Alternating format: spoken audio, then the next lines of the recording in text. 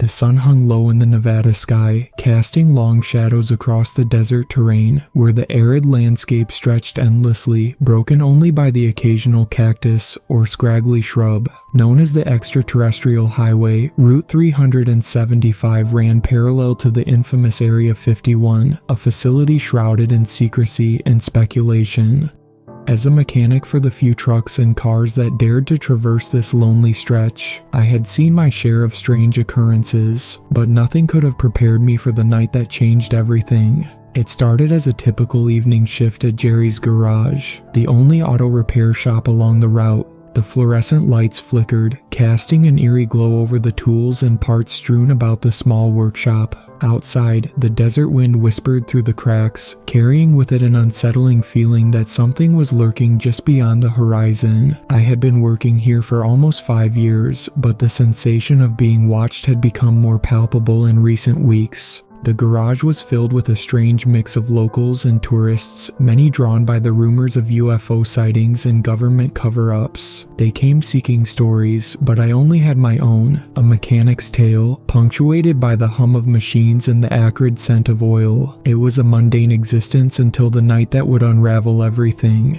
On this particular night, a battered pickup truck rolled into the garage just after sunset, its headlights cutting through the dark like two searchlights. The engine sputtered, a noise that sent a shiver down my spine. I stepped outside to greet the driver, a gaunt man in his 40s, with sunken cheeks and wild eyes that darted around as if expecting something, or someone, to leap from the shadows. "Evening, sir. What seems to be the problem?" I asked, trying to maintain a professional tone despite the unease creeping into my chest. "Engine's acting funny," he muttered, his voice low and shaky. "Thought it was just a tune-up, but it feels off. Can you take a look?"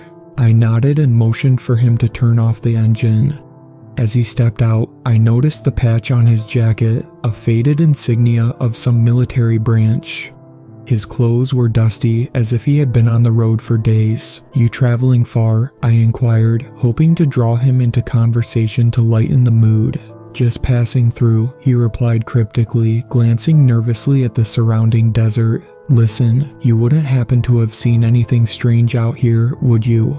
The question hung in the air, heavy and charged. I hesitated, considering the countless stories I had heard over the years. Lights in the sky, strange sounds echoing in the night, sightings of creatures that defied explanation. I shrugged, choosing a nonchalant tone. "Just the usual rumors, nothing concrete." "Why?" The man's eyes narrowed, and he leaned in closer. "You don't understand. There are rules out here, strange rules. You keep your head down, and you don't ask questions. You don't want to get noticed."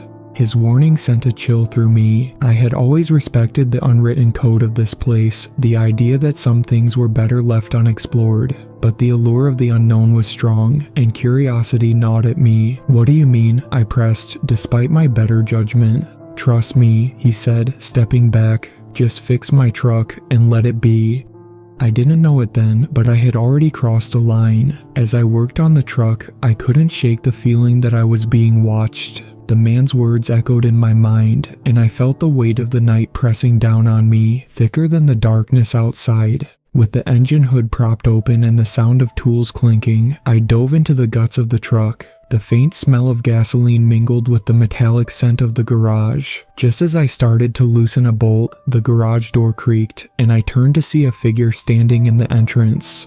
A woman stood silhouetted against the light, her features obscured. I squinted, trying to make out her face. "Can I help you?" I called out, wiping my hands on a rag.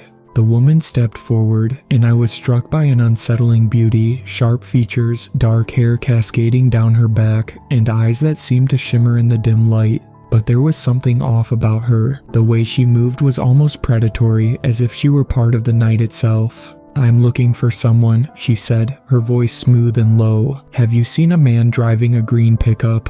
I nodded, my heart racing. "He's inside, just getting some repairs done."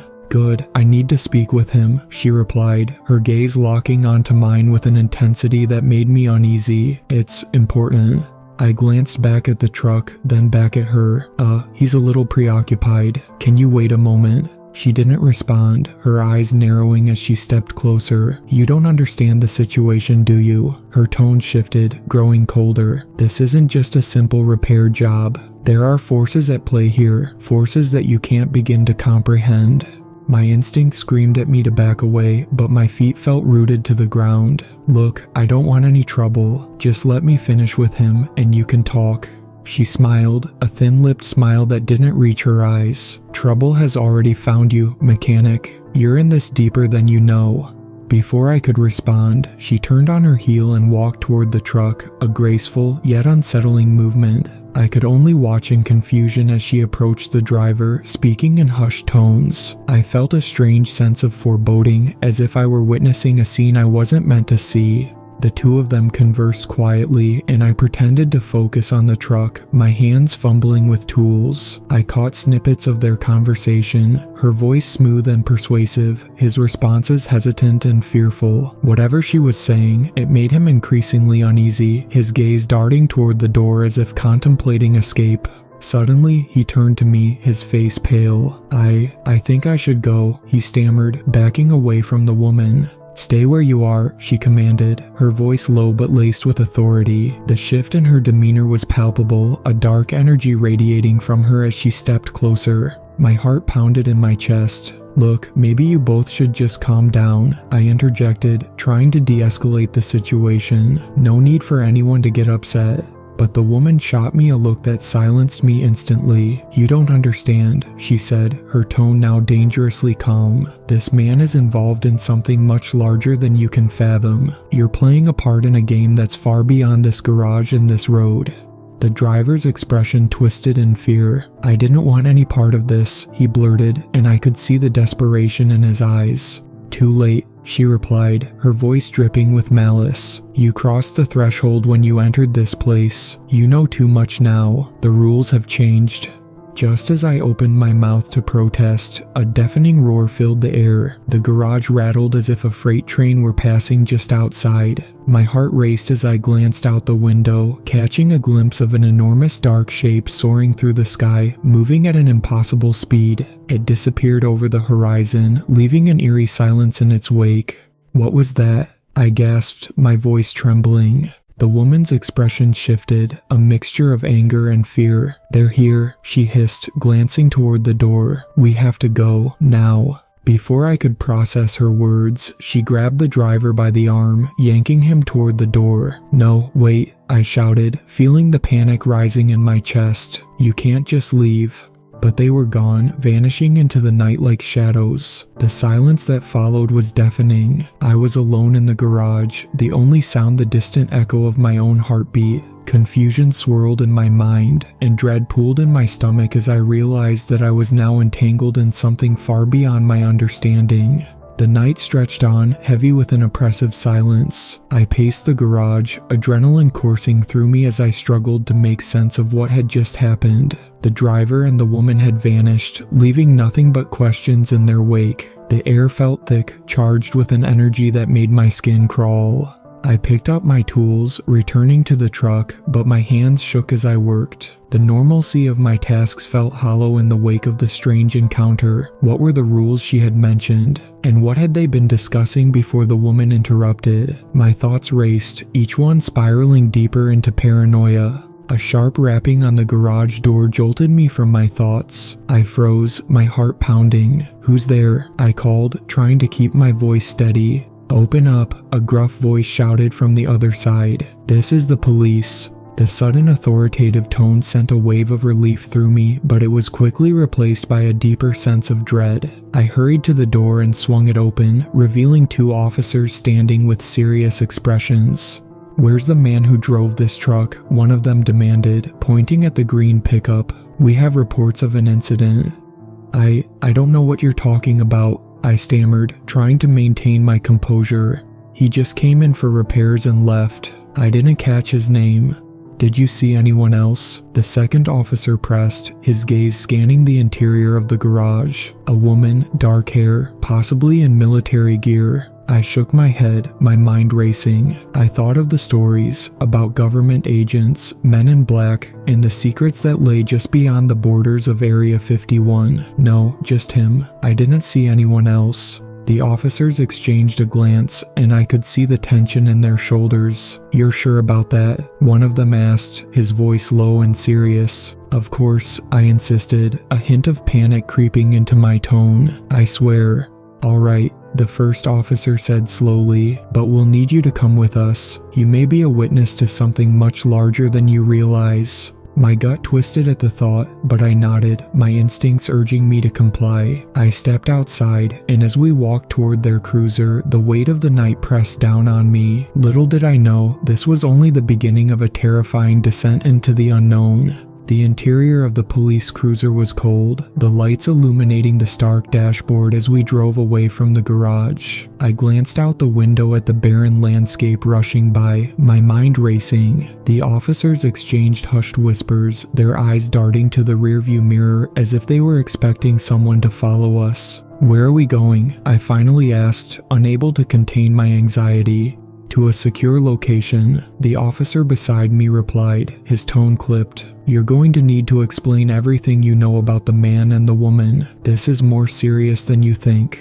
I swallowed hard, the gravity of my situation sinking in. "I really don't know much. They just came in, and things escalated quickly. I didn't even catch their names." "Then you need to focus," the officer said, his eyes narrowing. "You'll have to recall every detail, no matter how insignificant it seems." As we drove deeper into the desert, I felt the familiar sense of isolation creeping back in. The road stretched ahead, seemingly endless, under the dark canopy of the night sky.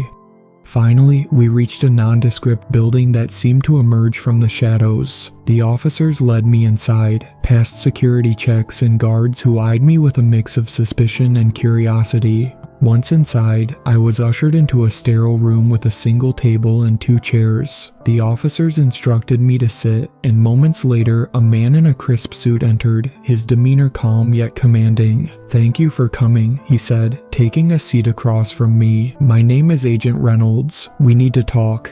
Agent Reynolds studied me for a moment, and I could feel the weight of his gaze. "Let's start from the beginning. What do you know about the man and the woman who visited your garage tonight?"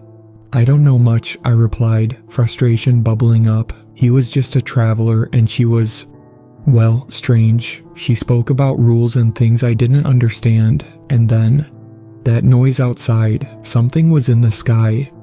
Agent Reynolds leaned forward, his expression hardening. "You have no idea how serious this is, do you? That man is a whistleblower, someone with information that could expose operations within Area 51. The woman is a federal agent tasked with silencing him."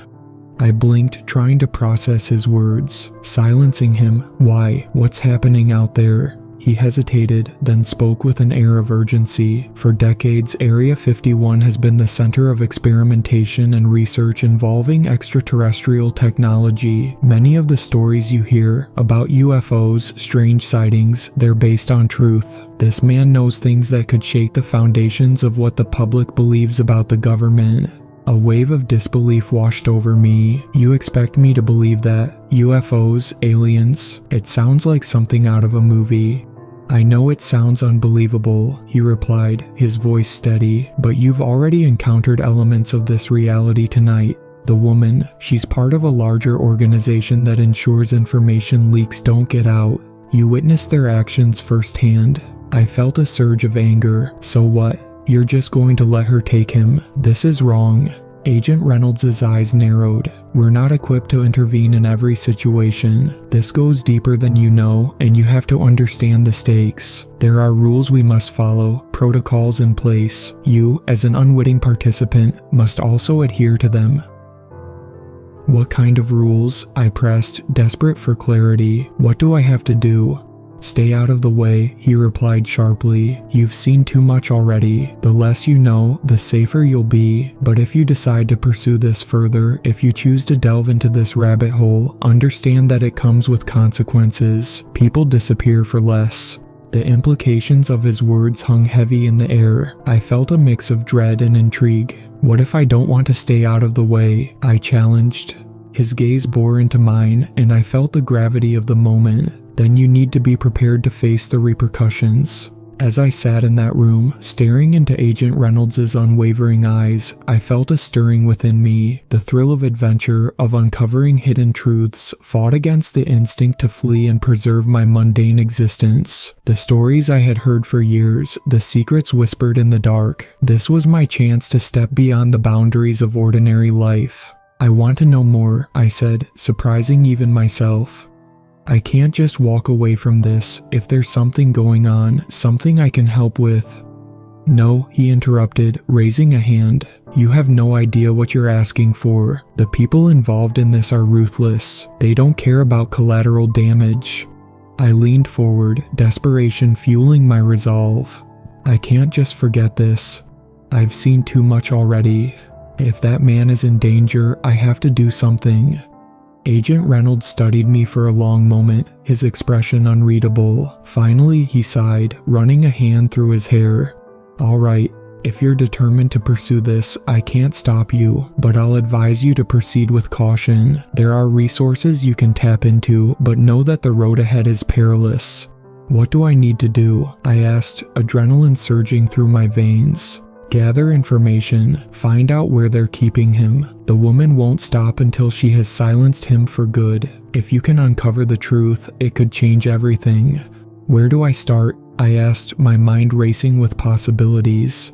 First, you need to contact a few people. I can give you a list of names, individuals who have been involved with the operations at Area 51. They may have insights, connections, but remember, you're stepping into a world that doesn't play by the same rules. Trust no one. As he spoke, a plan began to form in my mind, a whirlwind of thoughts colliding as the pieces of the puzzle fell into place. I was about to embark on a journey that would take me far beyond the realm of mechanics and into the heart of something much darker. The hours passed in a blur, and as I left the building, I felt a sense of purpose wash over me. The stars shimmered above, and the cool night air invigorated my senses. I was no longer just a mechanic. I was now a player in a game that could alter the very fabric of reality. The journey back to the garage was filled with anticipation and dread. My heart raced as I considered the choices I had made and the paths that lay ahead. I had no idea what awaited me, but I knew one thing: I wouldn't back down. As I parked the car in front of the garage, I took a deep breath and stepped inside, the familiar scent of oil and metal enveloping me. I surveyed the tools hanging on the wall, each one a reminder of the life I had led. But now, everything felt different. I was standing at the edge of a chasm, peering into the unknown. I needed to find that driver. The woman's warning echoed in my mind, but so did the thrill of discovery. I grabbed a flashlight and headed outside, the moonlight illuminating the way as I walked toward the desert. My thoughts drifted back to the strange woman, and I could almost feel her presence lingering in the air. Suddenly, I stopped in my tracks. A glimmer of light caught my eye in the distance, flickering like a beacon against the dark sky. I squinted, trying to make sense of it. Was it a mirage, or was it something more? I felt an irresistible pull to investigate, the prospect of answers igniting my curiosity. I took a tentative step forward, each footfall crunching against the gravel. The light pulsed, and as I drew closer, I could see it was not just a single light but a series of them, forming a pattern that resembled a path leading deeper into the desert. My heart raced, and a sense of foreboding washed over me. What had I gotten myself into? I moved cautiously toward the lights, my heart pounding in my chest. Each step felt like a leap into the unknown, the warm desert air mingling with a cold sense of foreboding. The lights flickered and danced, casting strange shadows that twisted and turned across the barren ground. I felt the weight of the night pressing down on me, urging me to turn back, but curiosity propelled me forward. As I approached the lights, I realized they were emanating from a small clearing surrounded by low-hanging brush. In the center of the clearing stood a series of metal structures, their surfaces glinting in the moonlight. They resembled nothing I had ever seen, strange, angular forms that defied explanation. My breath caught in my throat, and I could hardly believe my eyes. The air crackled with energy, and I could hear a faint hum, like the distant thrum of machinery. I scanned the area, searching for any sign of life. Just as I began to doubt my decision, a figure stepped out from behind one of the structures, a tall, slender silhouette that moved with an eerie grace. "Who's there?" I called out, my voice echoing in the stillness. The figure paused and then slowly approached, the lights illuminating their features. It was the woman from the garage, her dark hair cascading around her shoulders, her expression unreadable. "You shouldn't have come here," she said, her voice laced with a mixture of warning and intrigue. "I had to find out what was going on," I replied, trying to sound braver than I felt. "I can't just stand by and let them silence that man." A flicker of surprise crossed her face, quickly replaced by a guarded expression. "You really don't understand, do you? There are powers at work here that you can't begin to comprehend." "I don't care about the powers, I care about the truth," I insisted, stepping closer. "What's happening here?" She studied me for a moment, then sighed. "If you're going to be involved, you need to know what you're up against. This isn't just about the man from the truck. This is about information that could expose everything, secrets that are better left buried." "Then let me help," I said, determination rising within me. "I need to know more." Her eyes softened slightly, but there was still an air of caution about her. "Fine, but you must understand, the moment you step into this world, there's no turning back. You'll be marked, hunted by forces you cannot see." "Let them come," I replied defiantly. "I'm ready." The woman, who still hadn't given me her name, motioned for me to follow her into the clearing. I hesitated for a moment but ultimately stepped into the circle of strange lights. As I crossed the threshold, I felt a jolt of energy ripple through the air, and my instincts screamed at me to run, but I stood firm, drawn by the promise of answers. "Welcome to the staging area," she said, her voice low as she gestured to the structures around us. "This is where we gather intel, where we prepare for the inevitable." "The inevitable," I echoed, confusion gnawing at my mind. She stepped closer, her gaze piercing. "The truth will come out, whether we like it or not. The man you encountered holds information that could change the course of everything. They've been tracking him, monitoring his movements. He's not just a whistleblower, he's a target." "Who's they?" I pressed, feeling the weight of her words settle in my chest. "The organization that operates beyond the veil of government. They work in shadows, manipulating events from behind the scenes. They've kept secrets for too long, and now they fear exposure." A shiver ran down my spine. "What do you want me to do?" "We need to find him before it's too late," she replied, urgency creeping into her voice. "He's gone underground, but there are whispers. We can track him, but we need your knowledge of the area, your connections. You're more valuable than you realize." "What if I refuse?" I asked, though I already knew the answer. "Then you put not just yourself in danger, but everyone involved in this. The moment you stepped into this world, you became part of the story. There's no going back." I weighed her words carefully. I thought about the man in the truck, about the fear etched into his features, and I felt a sense of responsibility welling within me. "All right," I said, my voice steady. "I'll help. Just tell me what to do." "Good," she said, a flicker of approval crossing her face. "We need to move quickly. Time is of the essence, and every moment we waste puts him at greater risk." With that, she led me deeper into the clearing, toward a larger structure that resembled a makeshift command center. Inside, the atmosphere was electric, buzzing with energy as technicians worked feverishly over screens filled with data and maps. I could feel the tension in the air, a palpable sense of urgency that mirrored my own racing heartbeat. "Gather around," the woman called, her voice cutting through the noise. The technicians looked up, and I saw a mixture of curiosity and suspicion in their eyes. "This is our new ally, the mechanic from Route 375. He knows the area better than anyone." The room fell silent as they took in my presence. I felt the weight of their scrutiny, their gaze probing for signs of weakness. "What do you need from me?" I asked, forcing confidence into my voice. "We're tracking the signals emitted by the devices implanted in the vehicles of those who've been taken," one technician said, stepping forward. "But we need someone with local knowledge to help triangulate their locations. There's a chance the driver is still out there, hiding." I nodded, a sense of purpose washing over me. I can do that. I know the back roads, the places where someone could lay low." "Good," the woman said, her expression turning serious once more. "But we need to be discreet. There are eyes everywhere, and if we're detected, we risk everything. We need to move quickly and quietly." I spent the next few hours poring over maps and data, the technicians explaining the signals and how to interpret them. My hands flew over the charts, marking potential locations where the driver could be hiding, and I felt a rush of adrenaline coursing through my veins. As we worked, I caught snippets of conversations about clandestine operations, government cover-ups, and the eerie events surrounding Area 51. The deeper I delved into the conspiracy, the more I realized how entwined I had become with a reality I had never wanted to face. Finally, after what felt like an eternity, we narrowed down a location. "There's a small abandoned gas station about 20 miles from here," one technician said, pointing at the map. "It was shut down years ago, but it's the perfect spot for someone to hide without being detected." "Then that's where we'll start," the woman said decisively. "We'll split into 2 teams. I'll lead one group and you'll take another with the technicians."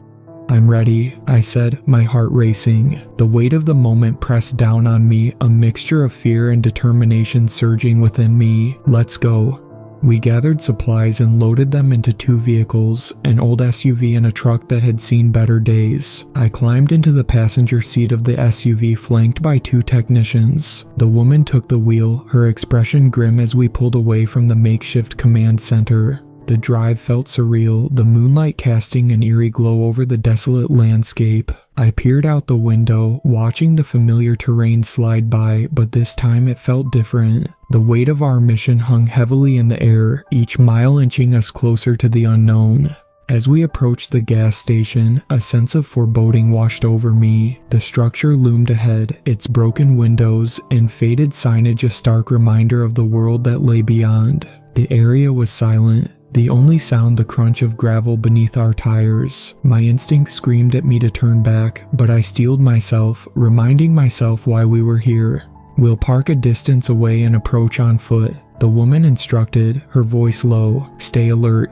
We exited the vehicles and moved cautiously toward the gas station, the moonlight illuminating our path. The wind rustled through the cracked remnants of the once bustling station, adding to the eerie atmosphere. My senses were heightened, every sound amplifying the tension in the air. As we neared the entrance, I noticed something out of the corner of my eye, a figure darting behind the dilapidated building. My heart raced, adrenaline surging through me. "Did you see that?" I whispered urgently. The woman nodded, her gaze sharp. "Stay here, I'll check it out."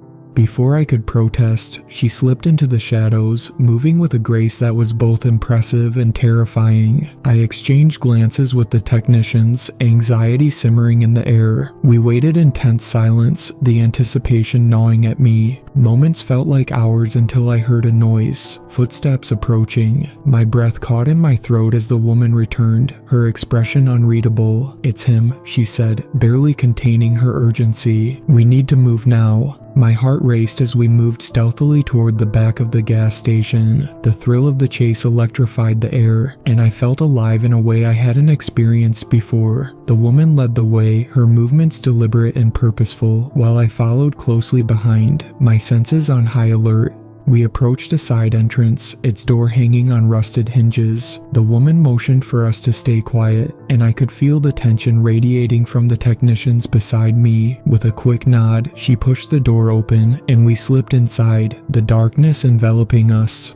The interior was a shadow of its former self, debris strewn across the floor and faded posters peeling from the walls. The smell of mildew lingered in the air, mingling with the scent of rust and decay. I could see faint outlines of shelves that had long been abandoned, and my heart pounded in anticipation.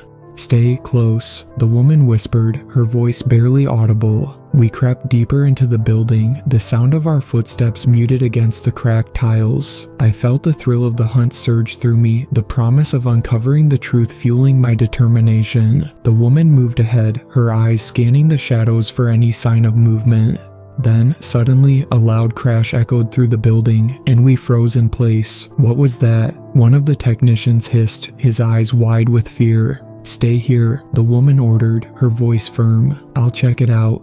Before I could protest, she darted off into the darkness, leaving us in the flickering shadows. My heart raced as I exchanged worried glances with the technicians. "Should we follow her?" one of them whispered, his voice trembling. "We have to," I replied, my voice steady despite the fear gripping me. "We can't leave her alone."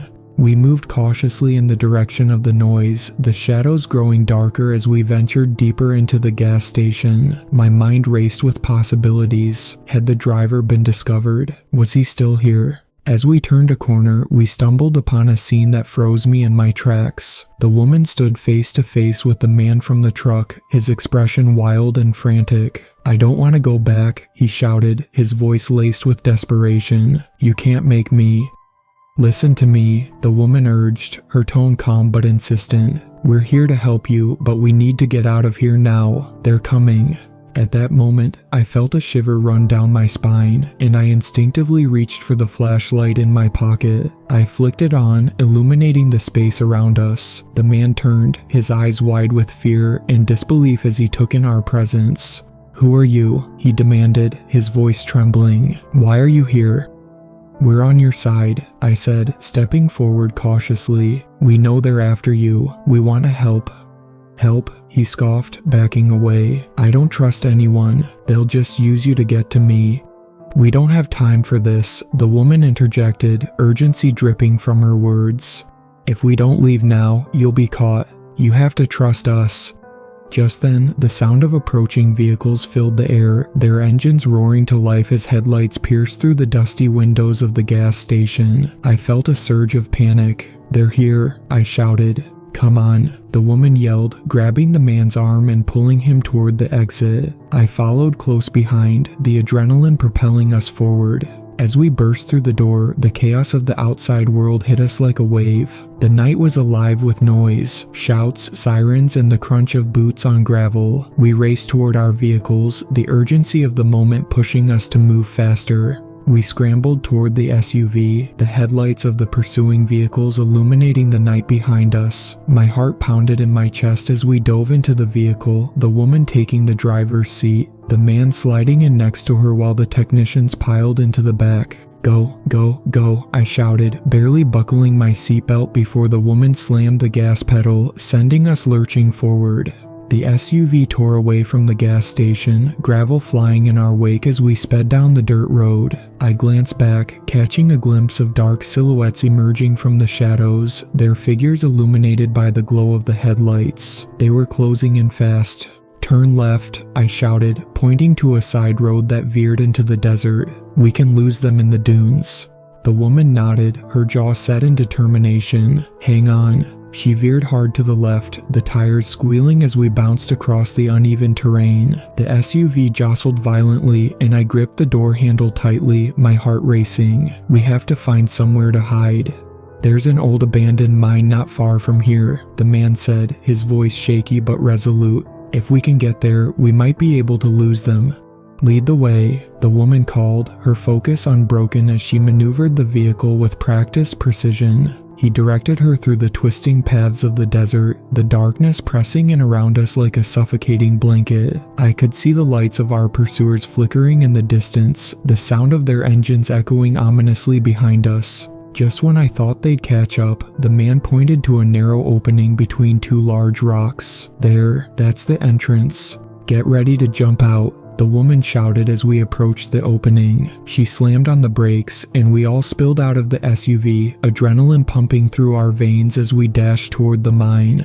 Once inside, the darkness enveloped us, and I could hear the echo of our breaths against the stone walls. I fumbled for my flashlight and switched it on, casting a beam of light across the cavernous space. The mine was ancient, with rusty tools scattered across the floor and the faint smell of damp earth lingering in the air. "Do you think they followed us?" one of the technicians whispered, his voice trembling as we gathered in a tight circle. "Not yet," the woman replied, her expression fierce, "but we need to move deeper into the mine and find a place to hide." As we ventured further, the air grew colder and the shadows danced along the walls. The tension was palpable, each of us acutely aware of the danger lurking outside. I couldn't shake the feeling that we were being watched, the weight of unseen eyes pressing down on us. "Over here," the man said suddenly, pointing to a small alcove set back from the main path. "We can fit in there." We squeezed into the narrow space, our bodies pressing together as we waited in silence. My heart raced, each thud echoing in my ears as we strained to listen for any signs of our pursuers.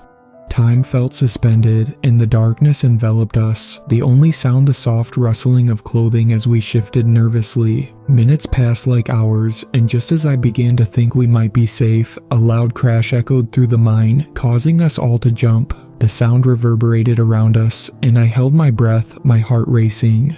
"They're in here," the woman hissed, her voice barely above a whisper. I could hear voices now, distant and muffled, but the menace in their tone sent chills down my spine. They were searching for us, methodically calling out as they moved deeper into the mine. "Stay quiet," the woman urged, her eyes darting around, scanning for any potential escape routes. "We can't let them find us." I nodded, my breath hitching in my throat as I strained to listen. The voices grew louder, their footsteps echoing ominously. I glanced at the man beside me, his face pale and drawn with fear. Just when it seemed the tension could reach no further, the voices stopped. I held my breath, heart pounding as I listened intently. Silence enveloped us for a moment, and then I heard footsteps approaching our hiding spot. "They must be close," I whispered, panic creeping into my voice. "I need you all to stay still," the woman instructed, her voice steady despite the situation. "Don't make a sound." The footsteps drew nearer, and I could see shadows flickering across the narrow opening. I clenched my fists, the weight of the situation crashing down on me as I waited for what felt like an eternity. Suddenly, a light shone into our alcove, illuminating our faces. I instinctively shrank back, but the woman held her ground. The beam of light shifted, revealing the silhouette of a man standing at the entrance. "Search the area," he commanded, his voice cold and authoritative. They couldn't have gone far. I could see the tension in the woman's shoulders as she prepared to spring into action, but the man beside her shook his head, a look of dread crossing his face. "It's too dangerous. We can't let them see us." The woman's expression hardened. "If they find us here, we're done. We have to make a move." Just then, the sound of footsteps echoed from behind us. "This way. I think they're hiding in the mine," someone shouted, their voice growing closer. My heart raced as panic surged through me. We had to escape, but the path was blocked. Just as I thought our situation was hopeless, the woman glanced at me, her eyes fierce with determination. "We need a distraction," she said urgently. "Can you create one?" I nodded, heart pounding as I formulated a plan. I quickly reached for a few rocks scattered on the ground, clutching them tightly in my hands. "When I give the signal, I'll throw these to the other side of the mine. It should draw their attention away from us." "Be careful," the woman warned, her voice low. "If they see you—" "I know," I interrupted, adrenaline coursing through me. "Just trust me." I took a deep breath, feeling the weight of the moment settle over me. As the footsteps drew closer, I counted in my mind. 3, 2, 1. With all my strength, I hurled the rocks toward the opposite side of the mine. They clattered against the stones, the noise echoing in the darkened cavern. Immediately the footsteps stopped, and I heard the distant sounds of voices shifting in response. "Over there," one of the men shouted, and I felt a rush of adrenaline as they moved away from us, drawn by the sound. "Now," the woman urged, and we slipped out of the alcove, moving quickly and silently further into the mine. As we crept deeper, I could feel the tension lifting slightly, though I remained acutely aware of the danger lurking just beyond our reach. We moved cautiously, the shadows cloaking us in their embrace. Finally, we found a larger cavern, its expansive ceiling disappearing into darkness. The air felt different here, charged with an energy that sent a shiver down my spine. "What is this place?" I whispered, awed by the sheer size of the cavern. "I don't know," the woman replied, her eyes scanning the space, "but it feels significant." As we stepped further into the cavern, I noticed strange symbols etched into the walls, their shapes familiar yet foreign. They pulsed with a soft glow, illuminating the space around us. I felt an inexplicable connection to the symbols, as if they held answers to questions I hadn't yet asked. "What are these?" one of the technicians asked, his voice a mix of awe and fear. "They could be ancient markings," I speculated, my curiosity piqued, "or maybe even a warning." Suddenly, the ground trembled beneath us, and a low rumble echoed through the cavern. I grabbed onto the nearest technician for support, fear coursing through my veins. "What's happening?" "We need to get out," the woman shouted, her voice rising above the noise. "This place is unstable." Just as we turned to flee, the symbols on the walls flared with light, momentarily blinding us. I stumbled back, shielding my eyes, and when I looked again, the symbols had transformed into a map, a detailed layout of the area surrounding the mine. "What is this?" I breathed, my heart racing as the realization hit me. It's a map of the underground network. The woman stepped closer, her eyes wide. "We need to study it, but we can't stay here long." We gathered around the glowing map, its intricate pathways revealing a hidden world beneath the surface. I could feel a sense of purpose settling over me, igniting a fire of determination within. "Look," I pointed to a series of markings that aligned with the location of the gas station. "These could be access points. We need to note them down." We quickly took pictures, capturing every detail of the map, knowing that it might be our only chance to uncover the truth and find the man who held the key to exposing the organization hunting him. As we worked, the ground shook again, stronger this time, and I felt a rush of panic. "We need to go, now," I urged. The woman nodded, her expression resolute. "Let's move." We sprinted back toward the mine entrance, the tremors growing more intense with each step. I could hear the sounds of our pursuers echoing behind us, but the map had given us a glimmer of hope. If we could decipher it, we might finally have a chance to uncover the truth. As we emerged from the mine, the chaos outside was even more intense than before. The sky was illuminated by flashes of light, the sounds of shouting and engines revving filling the air. I glanced at the vehicles parked nearby, anxiety coursing through me as I realized we needed a plan. "Okay, we need to split up," the woman said, her voice steady despite the chaos. "We can't risk being caught together. We'll use the map as a guide to regroup later. It's our best chance." "Where do we go?" I asked, my heart racing as I scanned the area for potential escape routes. "There are hidden trails through the mountains," the man said urgently. "If we can make it there, we might have a chance to evade them." "Let's do it," the woman said, determination etched on her face. "We'll move quickly and quietly, stay low and stick to the shadows." We made our way toward the nearest cover, hearts pounding as we ducked behind rocks and trees, the sounds of our pursuers echoing ominously in the distance. I could feel the adrenaline surging through my veins, propelling me forward as we navigated the treacherous terrain. "Remember, we regroup at the meeting point near the river," the woman instructed, her eyes sharp and focused. "Stay safe, and don't draw attention to yourselves." With a final nod, we split up, each of us heading in different directions as we ventured into the dark unknown. I felt a sense of unease settle over me, the weight of uncertainty heavy in my chest. Would we be able to find each other again? Would we survive this night?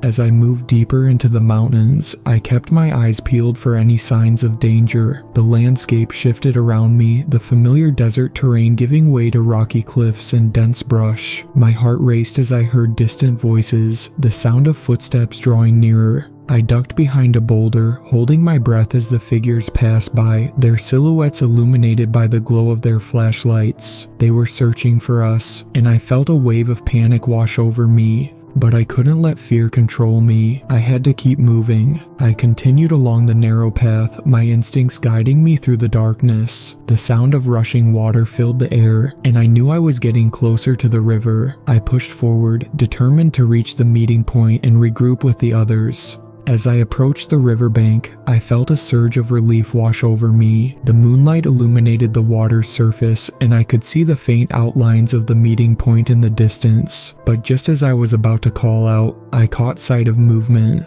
A figure emerged from the shadows, and I instinctively froze, heart pounding in my chest. The silhouette stepped closer, and as the moonlight illuminated their features, I realized it was one of the technicians. "Thank God," he exclaimed, relief flooding his voice. "I thought we were the only ones left."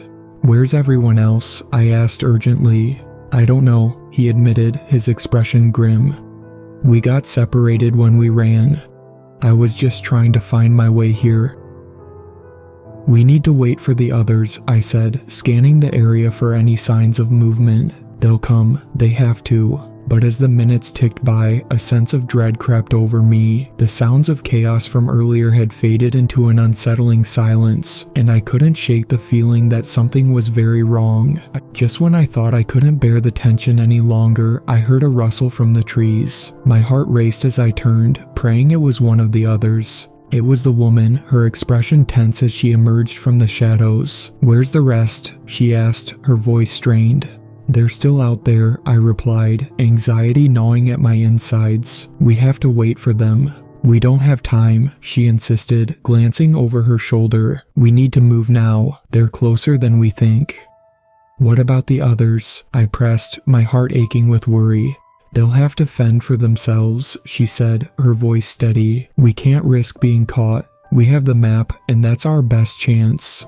"Fine," I relented, my voice barely above a whisper. "Let's go." We moved along the riverbank, the sound of the water rushing beside us. I couldn't shake the feeling of dread settling in my stomach as we forged ahead, uncertainty hanging in the air. As we walked, the woman studied the map, her brow furrowed in concentration. "If we follow this route, it should lead us to a safe house where we can regroup and plan our next move." "How do you know it's safe?" I asked, skepticism creeping into my voice.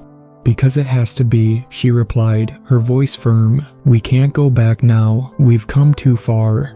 We pressed on, following the river as it twisted through the mountains. The terrain grew increasingly treacherous, the shadows deepening as the night wore on. My legs ached from the strain, but I pushed through, my determination to survive outweighing the exhaustion. As dawn approached, we finally reached the outskirts of the safe house. The structure loomed before us, weathered and worn, but it stood tall against the backdrop of the rising sun. Relief washed over me, but I remained wary. We had made it this far, but we weren't out of danger yet. "Stay close," the woman instructed, her eyes scanning the area. "We need to make sure it's secure before we go in." We approached cautiously, the sound of our footsteps muffled by the dry ground beneath us. The air felt different here, charged with the promise of safety yet tinged with uncertainty. The woman stepped ahead, testing the door. It creaked open slowly, revealing a dimly lit interior filled with dusty furniture and the faint scent of mildew. My heart raced as we entered, the door closing behind us with a soft thud.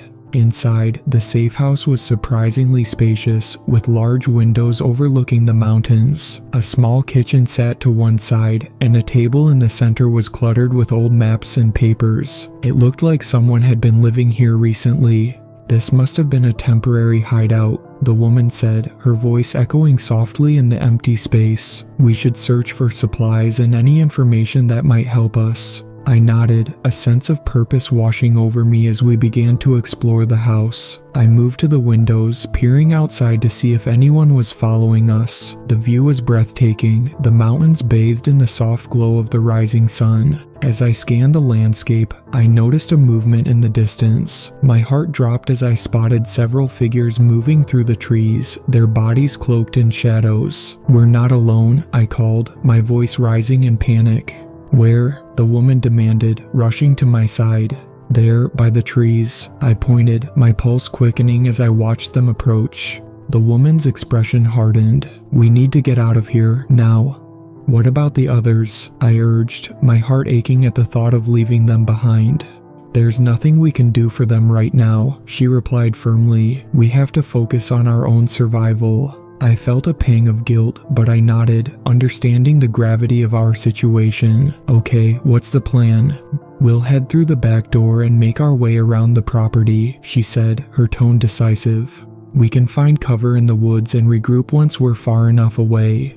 We moved quietly through the house, avoiding any creaking floorboards as we approached the back door. The tension was palpable, each of us acutely aware of the danger drawing closer. As we stepped outside, the crisp morning air filled my lungs, the chill of the dawn sending a shiver down my spine. We crept along the perimeter of the property, staying low to avoid detection. I glanced back at the house, feeling a pang of loss for the others. They had risked everything to help, and now we were abandoning them. "Keep moving," the woman hissed, snapping me back to the present. I pushed the thoughts aside and focused on the task at hand. We needed to survive. As we navigated through the underbrush, the sounds of our pursuers grew louder, the crunching of leaves and snapping of twigs echoing ominously. I could feel my heart pounding in my chest, each beat a reminder of the danger lurking just behind us. We stumbled upon a dense thicket of trees, their trunks thick and gnarled. "This way," the woman urged, leading us deeper into the cover of the woods. I could hear the voices now, distant yet urgent as they searched for us. "They can't be far," one of the men called out, his voice dripping with menace. "Spread out and find them." Panic surged through me, but the woman remained calm, her focus unwavering. "Stay close and keep quiet," she instructed, her eyes scanning the shadows for any sign of danger. We pressed on, adrenaline fueling our movements as we ducked beneath branches and maneuvered through the underbrush. Just as I thought we might find some semblance of safety, the ground shifted beneath me, and I stumbled, nearly falling. "Careful," the woman hissed, reaching out to steady me. "Sorry," I muttered, embarrassment washing over me. I couldn't let fear control me. We had come too far to fail now.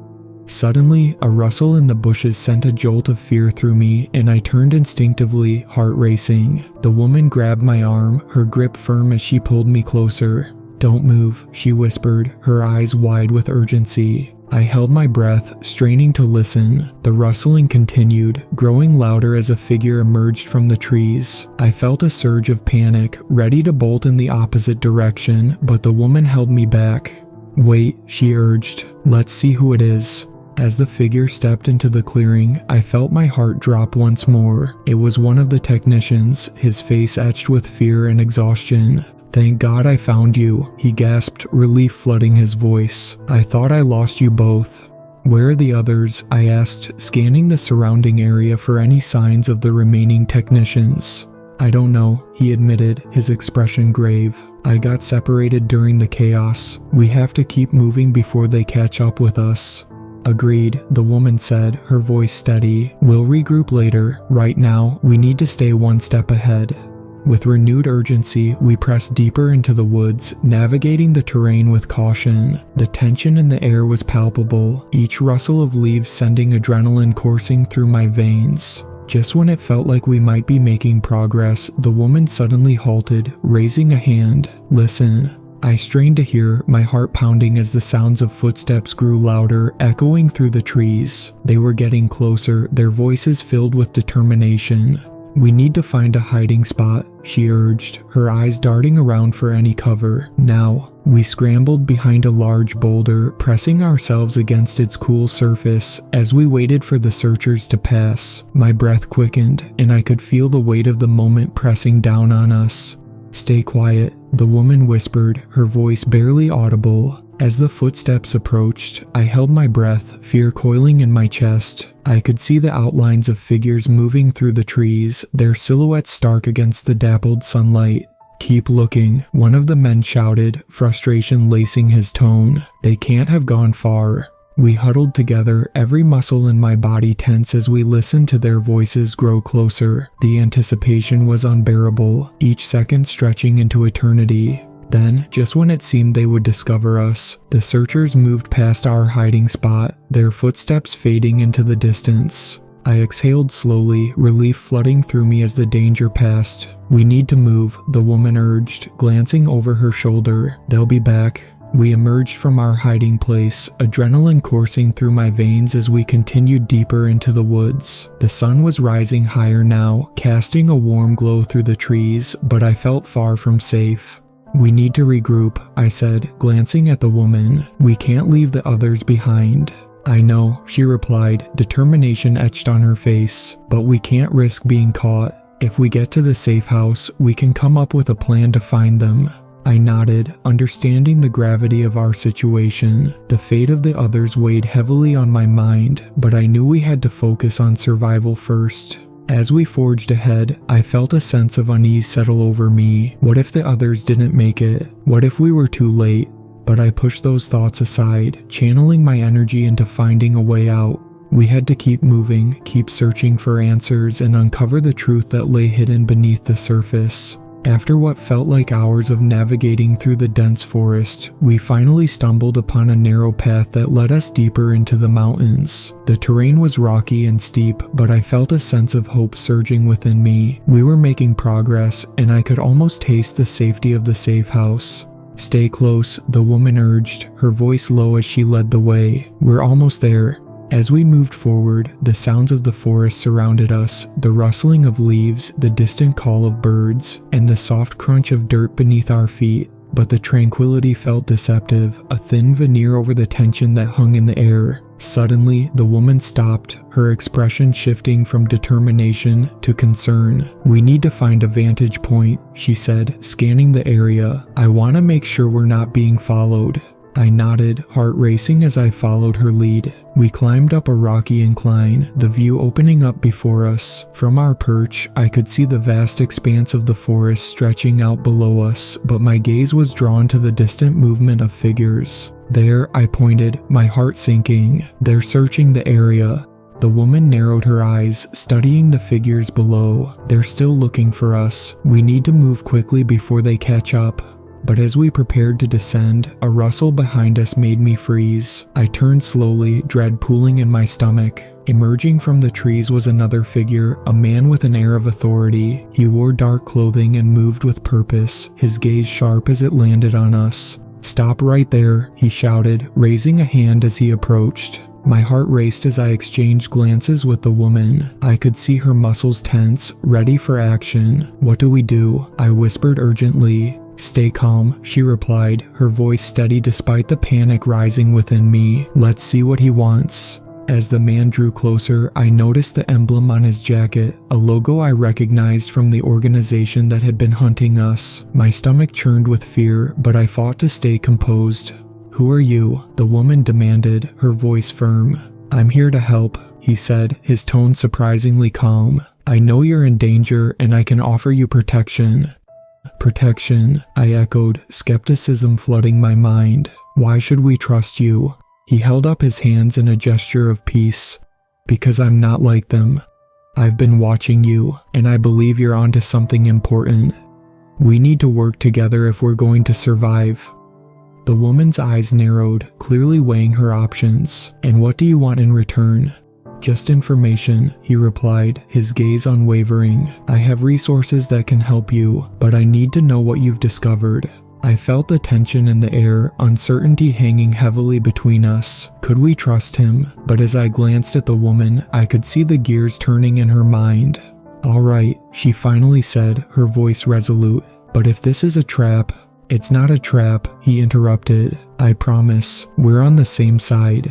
As we cautiously agreed to join forces, I felt a flicker of hope. Perhaps this new alliance could help us uncover the truth and find the others. "Let's get to safety first," the man urged, leading us down the path. "I have a safe house nearby where we can regroup and strategize." As we followed him through the dense trees, I couldn't shake the feeling of unease. Trusting him felt like a risk, but it was one we had to take. The fate of the others depended on it. Finally, we reached a clearing where a nondescript cabin sat nestled among the trees. It looked unassuming, but I could feel a sense of safety radiating from it. "Welcome to the safe house," he said, gesturing for us to enter. We stepped inside, the air cool and refreshing as we closed the door behind us. The cabin was modest but well kept, with a small kitchen and a living area filled with maps and supplies. "Make yourselves comfortable," he said, motioning to a table covered in papers. "We have a lot to discuss." As we settled in, I felt a mix of anxiety and anticipation. We needed answers, and I hoped this alliance would bring us closer to the truth. "First things first," the man began, his expression serious. "What did you find in the mine?" "We discovered a map," the woman replied, her voice steady. "It outlines an underground network connected to the organization." His eyes widened with interest. "That's crucial information. It could help us track their movements and identify key locations." "Can you help us decipher it?" I asked, feeling a surge of hope. "Absolutely," he said, already reaching for the map. "This could change everything." As he spread the map across the table, I felt a sense of urgency washing over me. We were closer than ever to uncovering the truth and finding the others. With every detail we discussed, I could sense the weight of the situation shifting. This new alliance had the potential to change the course of our journey, and I couldn't help but feel a flicker of hope ignite within me. "Let's get to work," the man said, determination radiating from him. "We have a lot to do and time is running out."